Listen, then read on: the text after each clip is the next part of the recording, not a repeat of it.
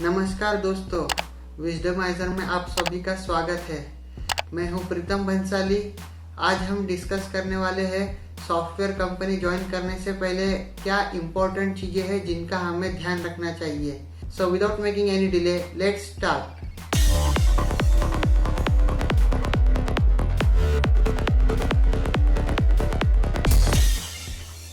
तो दोस्तों, यहाँ पहली इम्पोर्टेंट चीज़ है कि आप उस कंपनी के बारे में ये जान लीजिए कि वो एक सर्विस बेस्ड ऑर्गेनाइजेशन है या प्रोडक्ट बेस्ड ऑर्गेनाइजेशन है। अभी सर्विस बेस्ड और प्रोडक्ट बेस्ड में फ़र्क क्या है। सर्विस बेस्ड ऑर्गेनाइजेशन वो कंपनीज है जो किसी क्लाइंट के लिए काम करती है, जैसे for example Infosys, TCS, Wipro, Capgemini etcetera. तो ये जो कंपनीज होती है ये कोई एक स्पेसिफिक क्लाइंट के लिए काम करती है। मान लीजिए जैसे बिग बाज़ार है, तो बिग बाज़ार की जो भी जितने भी आउटलेट्स है उनका जो भी डेली के ट्रांजैक्शंस होते हैं उनको मेंटेन करना या फिर उनके सॉफ्टवेयर को डेवलप करके उसका मेंटेनेंस करना, तो ये सारी चीज़ें आउटसोर्स की जाती है सर्विस बेस्ड कंपनीज को। इसके अलावा दूसरे कैटेगरीज की जो कंपनीज होती है वो होती है प्रोडक्ट बेस्ड कंपनीज, जैसे कि माइक्रोसॉफ्ट, गूगल, अमेजॉन एक्सेट्रा। इन कंपनीज के खुद के प्रोडक्ट्स होते हैं जो कि अदर कंपनीज यूज़ करती है। जैसे फॉर एग्जांपल माइक्रोसॉफ्ट के कुछ प्रोडक्ट्स का हम एग्जांपल देख लेते हैं। माइक्रोसॉफ्ट ऑफिस हो गया, उसमें वर्ड, एक्सेल, पावर पॉइंट आता है। उसके अलावा फिर ओरेकल कॉर्पोरेशन के कुछ सॉफ्टवेयर है, जैसे उनके डेटाबेस के सॉफ्टवेयर से जो कि बाकी कंपनीज यूज़ करती है उनके प्रोडक्ट्स डेवलप करने के लिए। तो ये हो गया difference in between product based and service based companies. इसके अलावा आपको ये चीज़ ज़रूर जान लेनी चाहिए कि आप कंपनी के कैंपस में काम करने जा रहे हो या कंपनी आपको कहीं आउटसोर्स करने वाली है किसी क्लाइंट लोकेशन पे।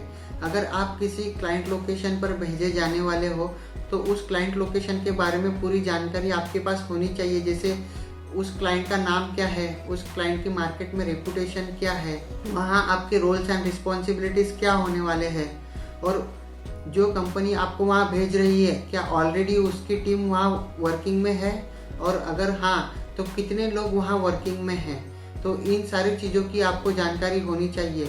और सबसे इम्पोर्टेंट चीज़, जिस क्लाइंट लोकेशन पर आप भेजे जाने वाले हो उसका रिव्यू आप ज़रूर चेक कर लीजिए, आइदर ग्लासडोर पे या तो mouthshut.com पे। इन दोनों की लिंक मैं नीचे डिस्क्रिप्शन में आपको दे दूँगा। तो चलिए बढ़ते हैं सेकंड पॉइंट की तरफ। आप जिस कंपनी के लिए काम करने जाने वाले हो या आप जिस क्लाइंट लोकेशन पर भेजे जाने वाले हो, तो वो रोल्स एंड रिस्पॉन्सिबिलिटीज़ एंड जो आपका डिज़ायर्ड रोल्स एंड रिस्पॉन्सिबिलिटीज़ है, क्या वो दोनों मैच हो रहे हैं। क्योंकि कई बार हमें पता चलता है कि हमें हायर किया गया किसी एक्स टेक्नोलॉजी के लिए, लेकिन ज्वाइन होने के बाद में पता चलता है कि उस टेक्नोलॉजी पे कुछ महीनों में काम बंद होने वाला है और नए टेक्नोलॉजी पे हमें काम चालू करना पड़ेगा, और किसी और टेक्नोलॉजी पे हमें काम चालू करना पड़ रहा है। तो इन चीज़ों का अच्छे से ध्यान रखिए। तो इसके बाद है हमारा थर्ड पॉइंट, जिस कंपनी के लिए आप काम करने जाने वाले हो या जिस क्लाइंट लोकेशन पर आप भेजे जाने वाले हो वहाँ का वर्क एटमॉस्फेयर कैसा है, क्या वो वर्क एटमॉस्फेयर आपके लिए सूटेबल है। आप इस चीज़ की अच्छे से जानकारी ले लीजिए। फॉर एग्जांपल जैसे आप किसी बैंकिंग क्लाइंट के लिए काम करने जा रहे हो तो वहाँ पे ऑब्वियसली अल्टरनेट सैटरडेज को आपको बुलाया जाएगा, यानी कि वीकेंड्स में आपको बुलाया जाएगा, जो कि मे बी आपके लिए सूटेबल हो और कई सारे लोगों के लिए सूटेबल ना हो। मेरा पर्सनल एक्सपीरियंस अगर मैं आपके साथ शेयर करूं तो मैंने एक से 1.5 साल बैंकिंग क्लाइंट के लिए काम किया है, जिसके लिए मुझे हर अल्टरनेट सैटरडे को ऑफिस जाना पड़ता था और उनकी सर्विसेज डिलीवर करनी पड़ती थी। क्योंकि आपको पता ही होगा बैंक भी अल्टरनेट सैटरडेज को खुले रहते हैं और उनकी सारी सर्विसेज चालू रहती है।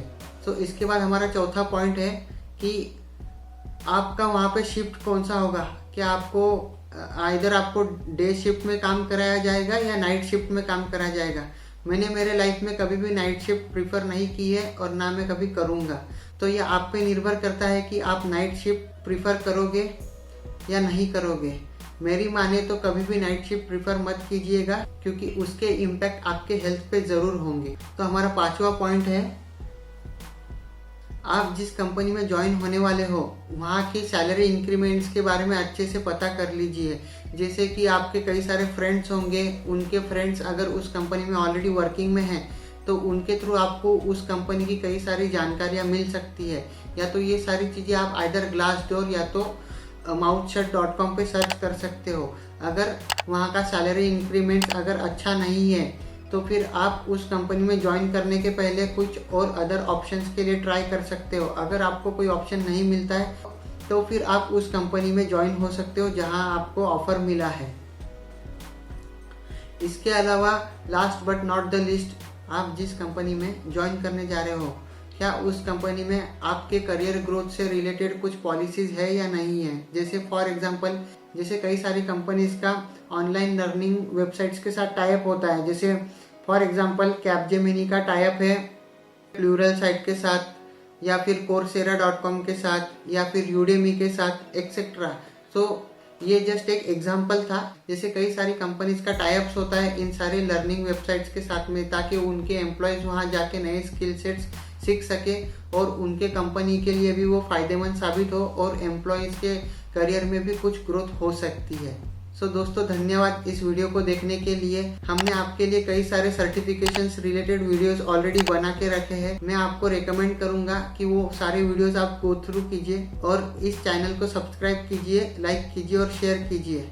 बेस्ट लक, धन्यवाद।